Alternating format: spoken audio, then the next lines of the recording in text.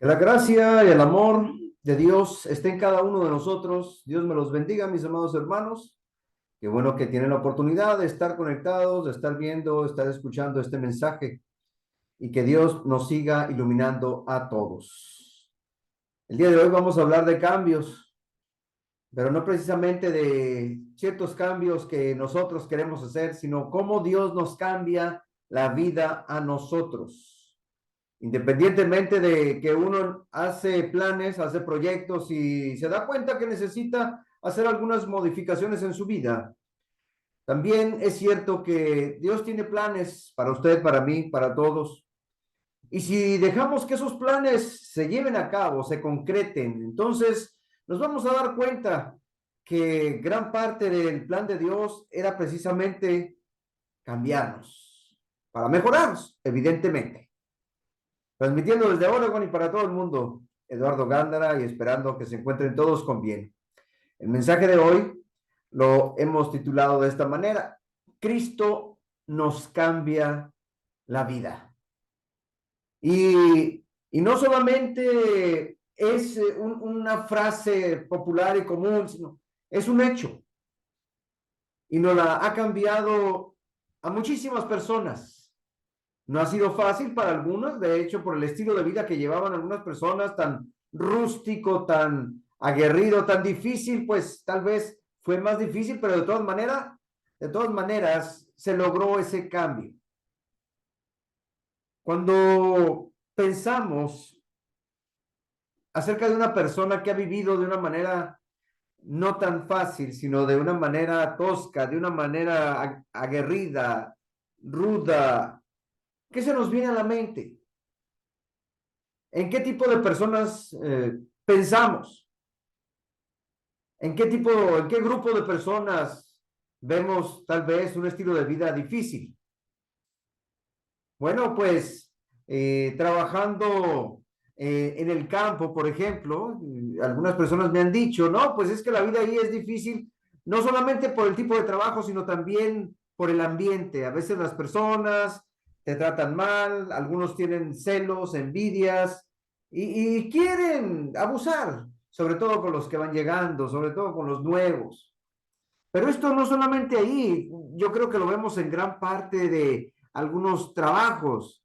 A mí me tocó también experimentarlo en alguna ocasión, hace muchos años, donde entré a trabajar a una fábrica, a un lugar donde arreglábamos automóviles, donde hay algunos que no te quieren compartir lo que consideran como sus secretos, porque si no, entonces tú después les vas a quitar el trabajo a ellos. Entonces, te tratan un poco con desprecio, algunos hasta te agreden verbalmente, y eso es en muchas áreas de trabajo. A veces es difícil ahí. También se dice que algunas personas en las calles pues aprenden a ser rudos porque la calle es difícil. Vivir, trabajar en la calle, convivir en la calle no es muy fácil. Hay personas que se ganan la vida, por ejemplo, vendiendo cosas, ponen por ahí un puestecito, ya sea de ropa, ya sea de comida, verdura, pero también hay personas que les gusta robar y les quitan sus cosas y evidentemente que tienen que defender lo que es suyo. ¿Cómo lo van a defender? Algunos tratan bien a evidentemente tratan bien a los clientes amablemente, pero aquellas personas que no son clientes y que solamente quieren abusar y llevarse lo que no es de ellos, pues claro que eso molesta, eso causa indignación. Y pues muchas personas también en sus trabajos tienen que aprender a tratar con cierta rudeza, tal vez, un vocabulario que ellos consideran, pues, de esta manera, pues me van a hacer caso, de esta manera me van a respetar. Y empiezan también a hablar de una manera también no tan agradable al nivel de aquellos. Pues en la Biblia también podemos encontrar personas difíciles, personas que llevaron una vida ruda. Incluso, ¿sabían ustedes que nuestro Señor Jesús convivió con esas personas, algunas de ellas, hombres que daban miedo por su carácter, por su forma de ser? Y algunos de estos hombres llegaron a ser apóstoles. Vamos a hablar de, primeramente, dos de ellos, Jacobo y su hermano Juan. Dice Marcos 3:17 lo siguiente. De hecho, tenían mala reputación ellos, estos hermanos. Eran pescadores y convivían con otros pescadores que a la vez tenían que a lo mejor defender su área, defender su barca, pelear por cierta área de la costa, qué sé yo. Pero podemos decir que tenían cierta mala reputación. Nuestro Señor Jesucristo incluso les puso un sobrenombre o dice ahí apellido. Dice Marcos 3:17, a Jacobo, hijo de Zebedeo, y a Juan, hermano de Jacobo, a quienes apellidó Boanerges, esto es, hijos del trueno. Así les puso nuestro Señor Jesús a estos dos hermanos. Se cuidaban la espalda uno al otro, andaban para todos lados juntos, ahí estaban trabajando con su padre, pero también tenían que defender el negocio familiar y también tenían que comportarse, tal vez según ellos, en el ambiente que se desenvolvían de una manera, pues a lo mejor algo ruda, algo agresiva. Al escuchar el significado de este apellido o sobrenombre, Boanerges, que significa hijos del trueno, pues hermanos, a mí en lo personal se me viene a la memoria esos grupos de motociclistas. Ellos incluso se ponen algún nombre que los identifica en sus chaquetas negras de cuero. Pertenecemos a tal grupo, a tal pandilla, y andamos de aquí para allá, y cuidado si alguien se mete con nosotros, hazte un lado, quítate de ahí, este es nuestro terreno, no entres aquí, cuidado con esa gente. De repente los escuchamos en sus motocicletas y uno nada más se queda así presionado, ni se mueva, ni diga nada, porque esta gente a veces es un tanto peligrosa. Hijos del Trueno suena precisamente como un tipo de pandilla de las que encontramos ahí y quisiera verlos tal vez con su túnica y si fuera de cuero negro y en la espalda bordado algo que diga así, hijos del trueno. Pues por supuesto que impresiona. Pues estos hijos del trueno o estos hermanos, nuestro Señor Jesús les puso este sobrenombre precisamente por su forma de ser, por su carácter, su manera de reaccionar. Dice la escritura que ellos se sintieron ofendidos con unos samaritanos. Incluso le llegaron a preguntar a Jesús que si podían pedir que descendiera fuego del cielo para que los consumiera. Dice ahí en Lucas 9:52 al 54. Y envió mensajeros, el Señor Jesús, delante de él, los cuales fueron y entraron en una aldea de los samaritanos para hacerle preparativos. Mas aquellos samaritanos no le recibieron porque su aspecto era como de ir a Jerusalén. Los samaritanos y los judíos no se trataban y procuraban incluso rodear. Nuestro Señor Jesús no rodeaba, al contrario, pasaba por ahí, pero nadie los quería recibir. Entonces estos se molestaron. Viendo esto, sus discípulos, Jacobo y Juan, dijeron, Señor, ¿quieres que mandemos que descienda fuego del cielo como hizo Elías y los consuma? ¿Qué es lo que andan haciendo? Andan predicando el evangelio y las personas que no lo reciban, ¿vamos a acabar con ellos? ¿Vamos a destruirlos? ¿Qué les diría Jesús? Claro que no, pues, no, total. Si no nos quieren aquí, pues ni modo. Pero no vamos a tratar a la gente como ellos nos tratan. Mucho menos vamos a, porque así lo hubieran podido, que descendiera fuego del cielo, pero no lo iba a hacer nuestro Señor Jesús. Pero la forma de vivir de ellos, el carácter de ellos, su indignación les estaba como diciendo, bueno, pues que acabarlos. ¿Para qué queremos gente como esta? Y no se trata de comportarse de esa manera tampoco.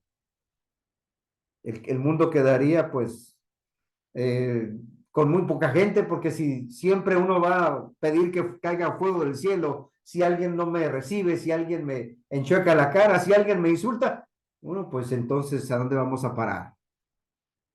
Pues ellos se molestaron a ese punto. Ellos por un buen tiempo se comportaron como un par de tipos rudos, un par de hermanos agresivos y que nadie se meta con nosotros. Pero también ellos se veían a sí mismos como líderes, como que los que tenían el control, como que los que merecían más. Ellos se sentían más importantes que los demás. Allá en Marcos 10:35 al 37 dice, entonces Jacobo y Juan, nuevamente estos dos hermanitos, hijos de Zebedeo, se le acercaron a Jesús, diciendo, Maestro, queríamos que nos hagas lo que pidiéramos. Queremos hacerte una petición y queremos que no lo concedas. Él les dijo, ¿qué queréis que os haga? Ellos le dijeron, concédenos que en tu gloria nos sentemos el uno a tu derecha y el otro a tu izquierda. Nosotros, pensarían ellos, somos mejores. Nosotros nos merecemos más que los demás. Por supuesto que eso indignó a los otros apóstoles, pero ¿quiénes se creen ellos para decirle a Jesús, queremos estar a tu lado, uno a la derecha, otro a la izquierda, y los demás, pues a ver allá cómo se las arreglen, donde quiera que se acomode? Bueno, eran tipos rudos, carácter fuerte, desde antes de conocer a Jesús. Y en el proceso de esos 3 años, que era un tipo de entrenamiento, pues ahí sacaron a relucir lo que ellos eran, lo que ellos acostumbraban, la manera de enfrentar las situaciones de la vida, cómo querían ellos resolverlo. Así se comportaban ellos. Pero no eran los únicos. También, por ejemplo, podemos hablar un poco de Pedro. Simón Pedro. Este hombre era un hombre de acción. Él pensaba y hablaba. Y a veces no hablaba claramente, o sea, con cordura o simplemente lo que sentía lo decía. Dice ahí en Juan 13:36 al 38, le dijo Simón Pedro a Jesús, Señor, ¿a dónde vas? Jesús le respondió, a donde yo voy no me puedes seguir ahora, mas me seguirás después. Le dijo Pedro, Señor, ¿por qué no te puedo seguir ahora? Mi vida pondré por ti. Jesús le respondió, a manera de pregunta, ¿tu vida vas a poner por mí? ¿Tu vida pondrás por mí? De cierto te digo, no cantará el gallo sin que me hayas negado 3 veces. Dice en otra versión, si otros se escandalizan, yo no me voy a escandalizar de ti. Yo voy a estar contigo. Yo te voy a defender. Y bueno, pues en la escritura encontramos varias ocasiones en las que Pedro actuaba. ¿Eres tú, Señor? Sí, ahí voy. Pero hubo una ocasión precisamente que tuvo la oportunidad, según él, de defender a Jesús, y es cuando van a arrestarlo. Y demostrando esa rudeza, demostrando esa agresividad, podríamos decirlo también, llegan a tomar prisionero a Jesús y él de alguna forma, no sabemos si él traía una espada o si le quitó la espada a uno de los guardias, él desenfundó la espada y le cortó la oreja a un siervo, a un sirviente. Dice allá en Juan 18:10. Entonces Simón Pedro, que tenía una espada, la desenvainó e hirió al siervo del sumo sacerdote y le cortó la oreja derecha. Y el siervo se llamaba Malco. Igual, bueno, era una forma de, tal vez él quería arreglar eso, él quería defender a su maestro, él quería, ¿qué? ¿Enfrentar a todos? ¿Matar ahí a medio mundo? Pues tampoco era la manera, ni nuestro Señor Jesucristo lo iba a permitir, por supuesto que no. Ahí mismo el Señor hace otro milagro, poniéndole otra vez la oreja ya a Malco. Evidentemente que Pedro no le tiró a la oreja, le debe haber tirado un espadazo a la cabeza Pero como no era él una persona diestra con la espada, él era pescador, en su vida yo creo que había tomado alguna espada, él no tenía precisión. Pero no, pensamos que no quería cortarle la oreja, él más bien quería cortarle la cabeza. Pero aquel con algún reflejo, Malco se quitó y aún así le alcanzó a dar en la oreja. Pedro no lo podemos imaginar como un hombre también de estatura, un hombre grande, un hombre corpulento, un hombre fuerte. Porque según lo que podemos leer en la escritura, podemos más o menos darnos una idea. Claro, era mayor de edad que la mayoría de los que estaban ahí, pero si leemos más adelante en Juan, en el capítulo 21, desde el versículo 6, nos da otro indicio de que Pedro era un hombre de un tamaño muy grande y muy fuerte. Dice así, ya nuestro Señor Jesús ya había resucitado y aquellos se van a pescar. Era un grupo de 7 personas. Y aquella noche no pescaron nada. ¿Tienen algo de comer? No, no tenemos nada. Entonces les dijo, echad la red a la derecha de la barca y hallaréis. Entonces la echaron y ya no la podían sacar por la gran cantidad de peces. Eran muchísimos peces. Dice la escritura que eran 153 peces. Eran muchos. Entonces, aquel discípulo a quien Jesús amaba, o sea, Juan, dijo a Pedro, es el Señor. Simón Pedro, cuando oyó que era el Señor, se ciñó la ropa, se amarró porque se había despojado de ella y se echó a la mar. Y los otros discípulos vinieron con la barca arrastrando la red de peces, pues no distaba de tierra, sino como 200 codos, tal vez unos 30, 40 metros. Al descender a tierra, vieron brasas puestas y un pez encima de ellas y pan. Jesús les dijo, traed los peces que acabáis de pescar. Subió Simón Pedro y sacó la red a tierra llena de grandes peces. Pero me llama la atención porque dice allá en el versículo 6 que cuando lanzaron la red ya no la podían sacar por la gran cantidad de peces. Ya no la podían sacar y ahí estaban 6 y Pedro se echó al mar y se fue nadando, se fue por allá hasta que llegó, pero cuando llegó a tierra, dice la escritura que Simón Pedro sacó la red a tierra llena de grandes peces, él solo. No menciona que los demás le estaban ayudando. 153 y aún siendo tantos, la red no se rompió.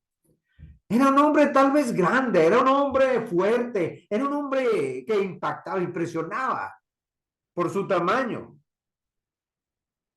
Tal vez hasta un hombre que medio asustaba, si alguien pequeño, alguien delgado se le acercaba, pues, ay, este me va a golpear y me va a quebrar algún hueso tal vez.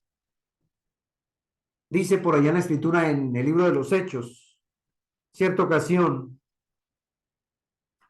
que van al templo, muy reciente que había pasado lo que Jesús ya había ascendido a los cielos, se había establecido la iglesia, y ahí está un hombre que toda su vida había pedido limosna porque no podía caminar, era cojo. Les pide, tal vez extiende la mano, pero Pedro le dice, no, no tengo oro ni plata, pero lo que tengo te doy. En el nombre de Jesús, levántate, le dice aquel cojo. Y tomándole por la mano derecha, le levantó. Y al momento se le afirmaron los pies y los tobillos. Ahí en Hechos 3:7. Pedro le levantó, él solo, no dice que Juan le ayudara.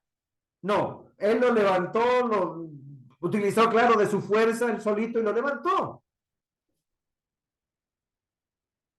En la escritura habíamos leído anteriormente, dice ahí en Juan que corrió más rápido Juan, pero en cuestión de fuerza, pues Pedro tenía más fuerza que muchos. Pedro lo levanta, Pedro lo incorpora y aquel hombre estaba contento, brincando, alabando a Dios. Sigue diciendo la escritura. Pues estos hombres, en un tiempo un tanto rudos, un tanto rústicos, fueron cambiados por Jesús. Juan y Jacobo se convirtieron en hombres totalmente cambiados.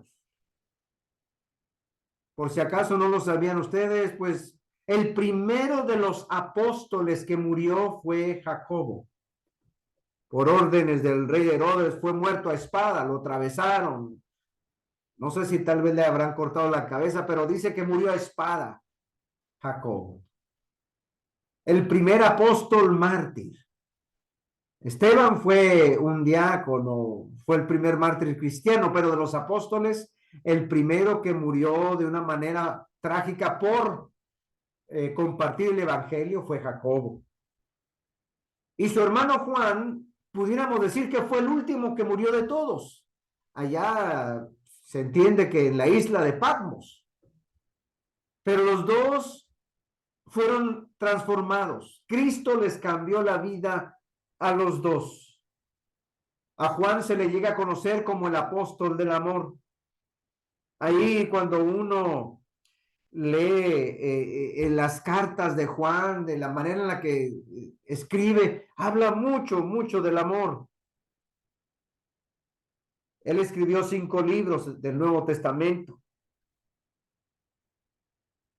Y muchas de las ocasiones se dirige hacia nosotros como hijitos, hijitos míos, hijitos amados, y habla mucho de lo que es realmente el amor. Entonces, esa ambición de Juan de querer ser uno de los primeros ya se le había quitado. ¿Por qué? Porque Cristo le había cambiado la vida. De Pedro, bueno, pues de Pedro también podemos aprender mucho. Pedro ya tuvo que aprender a guardar silencio. Pedro ya no era aquel hombre impulsivo, ya no era aquel hombre que actuaba sin nada más, sin medir las consecuencias. Pedro se volvió paciente, aprendió a guardar silencio. Llegó a ser conocido Pedro como el apóstol de la esperanza. Ahí en las cartas de Pedro podemos encontrar frases donde él nos dice, sean humildes, echa toda tu ansiedad sobre él, sed sobrios de espíritu, estén alerta, resistan al diablo y él huirá de vosotros. Estos 3 apóstoles fueron cambiados por Jesús, hombres rudos, hombres duros, pero cambiados por el amor y la misericordia de Dios. Y esto porque Cristo, mis hermanos, nos cambia la vida. Se vio en ellos y se ha visto en muchas otras personas cómo nos transforma, cómo nos va preparando el Señor y cómo poco a poco también nuestra vida va siendo diferente, va mejorando de acuerdo a lo que nosotros aprendemos, de acuerdo a lo que nosotros compartimos. Y ese cambio, esa transformación se sigue dando. Y tal vez usted tenga en mente a alguien que quiera que cambie, que se acerque al Señor. Y por muy difícil que sea su forma de ser, su carácter, su conducta, el Señor le cambia. El Señor transforma a esa persona. Simplemente es cuestión de que uno haga su parte, invitarle, traerle, compartirle siendo un buen ejemplo, pero ya el Señor también hará su trabajo en esa mujer, en aquel hombre, en aquel joven, en aquel amigo, porque el Señor nos cambia. Lo ha hecho, de veras. Que Dios me los bendiga, que Dios nos ayude a todos, porque todavía estamos aquí en ese proceso de mejorar. ¿Qué otras cosas necesita cambiar el Señor de usted o de mí? Pues si aquí estamos, quiere decir que todavía hay oportunidad para hacer algunos cambios, algunas modificaciones en nuestra conducta, en nuestra vida. Que Dios nos los bendiga y nos vemos pronto.